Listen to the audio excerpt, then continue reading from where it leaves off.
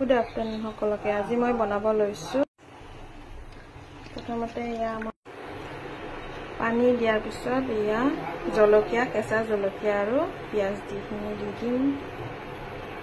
তাৰ পিছত নিমখ খানিও দি দিম তাৰ পিছত দি দিলো হালধি তাৰ পিছত দি দিলো ধনিয়া গুড়ি তাৰ পিছত দিলো জিৰা পাউডাৰ